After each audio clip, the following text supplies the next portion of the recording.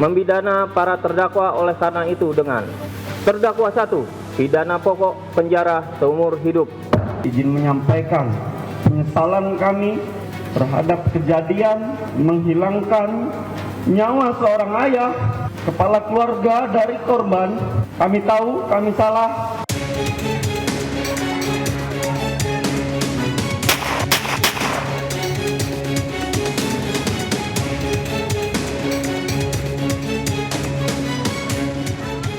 Belum ada ketetapan tersangka dari pelaku.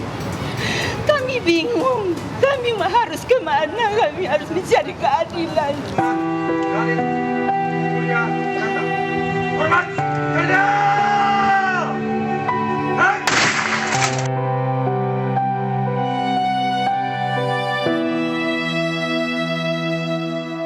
Selain di Lampung, kasus penembakan oknum TNI juga terjadi di Aceh Utara.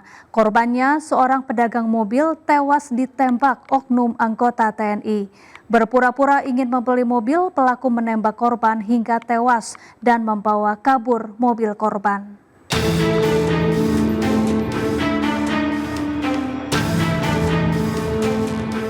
Jasad Hasfiani alias Imam, seorang agen penjual mobil, ditemukan terbungkus karung di semak-semak kawasan Gunung Salak, Kecamatan Nisam Antara, Aceh Utara.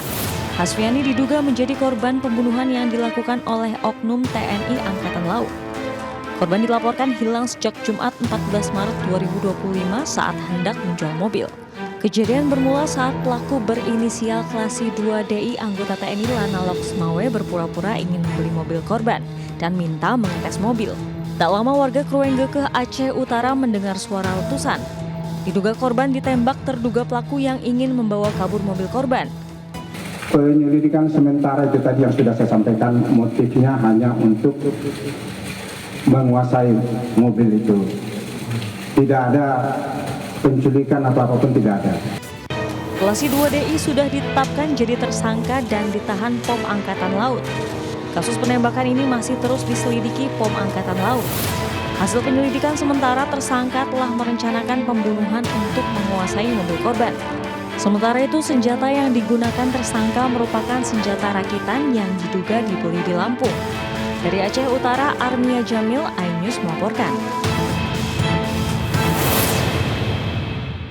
Deretan kasus penembakan yang melibatkan aparat menjadi sorotan publik dan menimbulkan pertanyaan mengenai aturan penggunaan senjata api oleh aparat. Pengamat militer Anton Ali Abbas menilai penggunaan senjata oleh aparat perlu diawasi. Berikut cuplikan dialognya bersama Camar Haenda. Penting untuk dilakukan investigasi. Kenapa misalnya mereka oknum TNI kok bisa mengakses senjata? Apakah ini senjata organik atau senjata mereka yang dijual secara bebas atau di pasar gelap gitu misalnya? Ini yang nanti butuh klarifikasi lebih lanjut. Karena kalau misalnya ini adalah senjata organik, maka pertanyaannya kok bisa mereka yang mengakses itu dan itu dibawa ke luar? Kalau sudah seperti itu, maka tentu nanti harus bisa misalnya pemeriksaannya adalah kepada atasannya.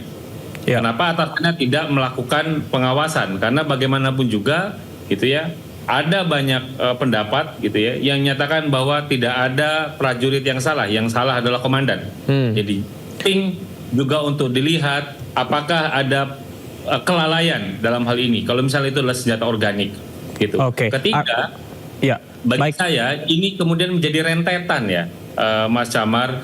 Ada di kemarin yang tadi diberitakan ada di Aceh, lalu ada tembakan di Tangerang misalnya. Ini kan problem sebenarnya bagi saya adalah bagaimana pemenuhan kesejahteraan dari prajurit TNI yang ini lalai. Gitu. Saya menganggapnya ini lalai itu dipenuhi oleh negara. Ketika undang-undang TNI itu sudah memastikan bahwa mereka dapat kesejahteraan, tapi ternyata tidak.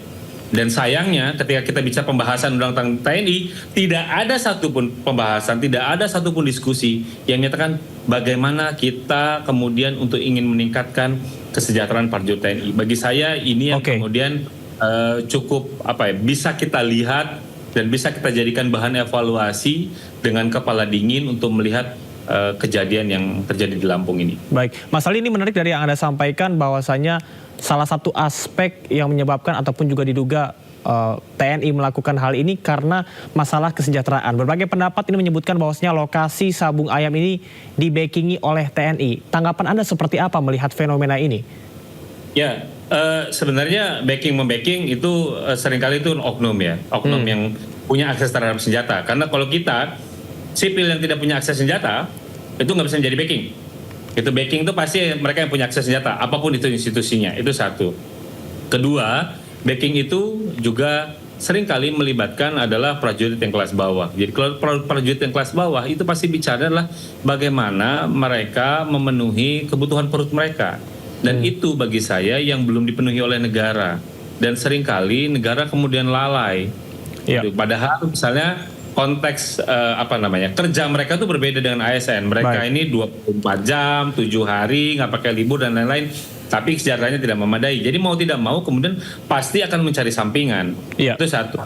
Kedua, kita juga harus melihat bagaimana ternyata pengawasan yang sudah dibangun di tubuh TNI misalnya ternyata belum cukup sigap untuk mengawasi 24 jam per 7 tadi. Itu yang kedua. Ketiga yang saya lihat juga adalah jangan-jangan selama ini mekanisme penghukuman yang ada di TNI untuk pelanggaran tindak pidana yang dilakukan oleh prajurit itu tidak membuat efek jerah, justru menimbulkan impunitas. Gitu. Jadi ya udahlah paling juga nanti bebas dan lain-lain. Kenapa? Ya karena seringkali kan ada banyak tudingan gitu ya di kelompok-kelompok NGO melihatnya adalah ketertutupan proses peradilan militer. Karena itulah kemudian misalnya Undang-Undang TNI itu kan memandatkan ada revisi Undang-Undang Peradilan Militer yang itu tidak jalan sampai sekarang. Gitu. Ini yang bagi saya kemudian ada banyak faktor yang kemudian bercampur aduk dan kejadian seperti ini. Dan saya khawatirnya kejadian ini itu akan muncul di banyak tempat. Kenapa? Karena kita tidak pernah membahas tentang akar masalahnya. Kita selalu bicara tentang simptom. Oh, pelakunya kita tindak dan lain-lain. Enggak, kita nggak bicara tentang bagaimana kemudian memperbaiki sistem. Ya, tragedi-tragedi memilukan tersebut harus diakhiri. Jangan ada lagi korban berjatuhan. Pengawasan penggunaan senjata api mutlak dilakukan dan keadilan harus ditegakkan. Saya Syafaati Suryo undur diri, terima kasih dan sampai jumpa.